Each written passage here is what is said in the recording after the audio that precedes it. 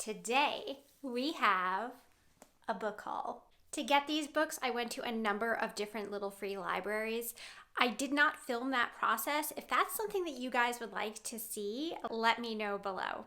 It's always really interesting to see what different neighborhoods are reading, and this one was a pretty heavy haul, but nonetheless, I think they're going to be wonderful books, and I'm really looking forward to reading them. I also love the aspect of reading them and then dispersing the books while I'm taking them. So I do have a number of books here, but I did replace them with books that I was returning. But enough of that, let's get to the books that I found. The Rose Code by Kate Quinn. This is a World War II historical fiction novel. It is about three women who are friends during the war. They are code breakers in 1940, but the pressures of war tear their friendship apart. And then in 1947, they get back together to break one last code together. This next book I had never heard of, but I read the back and knew that it was something that I really wanted to read.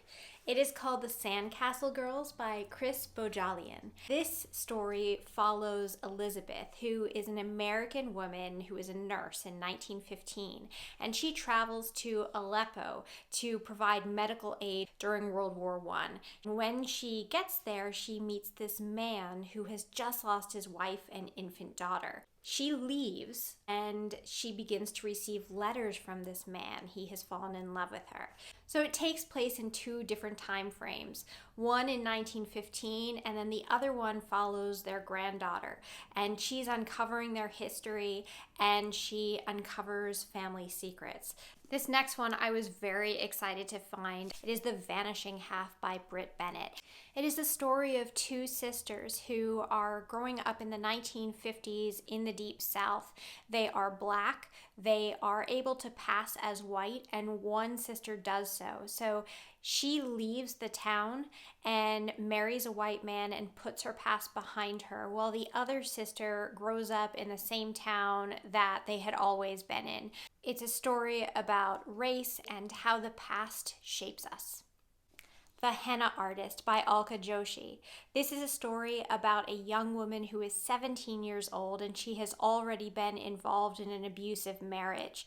She manages to escape, go to a new town, and she becomes a henna artist for the rich women of society. So she keeps her own secrets and she listens to the gossip and the stories of these other women.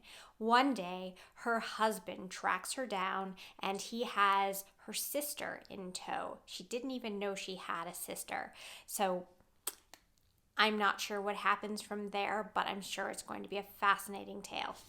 Next up is Kittridge by Elizabeth Strout. This promises to be a book that looks into the human condition. You follow Kittridge, who is a retired school teacher in Crosby, Maine. She is not happy with what's happening around her to the town. She's a bit oblivious to the people who are around her, the changes that they are going through and the problems that they face. This, I think, is going to be a character study on Olive. I really hope that it's a deep dive into her personality. I love when we get to fully understand a character and really understand the motivations that cause them to do what they do. This next book is one of those where I'm stretching a little bit, but I'm excited about it. It is Mexican Gothic by Silvia Moreno Garcia. This is a classic Gothic horror novel. So the main character is named Noemi, and she gets a letter from her cousin who is in trouble. And so Noemi goes to this mansion where her cousin lives with her new husband,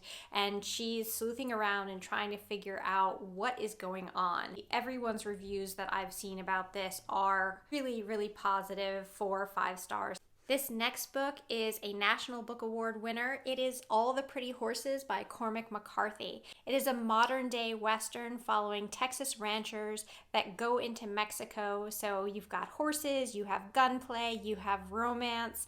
Don't know any more about that, but sounds interesting. And finally, I found a young reader's edition of a book that I'm reading with my son. It is called No Better Friend, and it's by Robert Weintraub. This is a true story about Frank and a dog named Judy, who were prisoners of war together during World War II. Judy was the only official canine prisoner of war.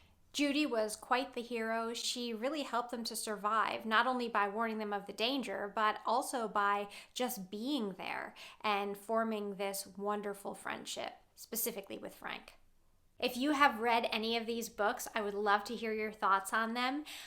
If you have not heard of them, what sounds the best to you? Thank you so much for stopping by. I hope you enjoyed this and have a wonderful day.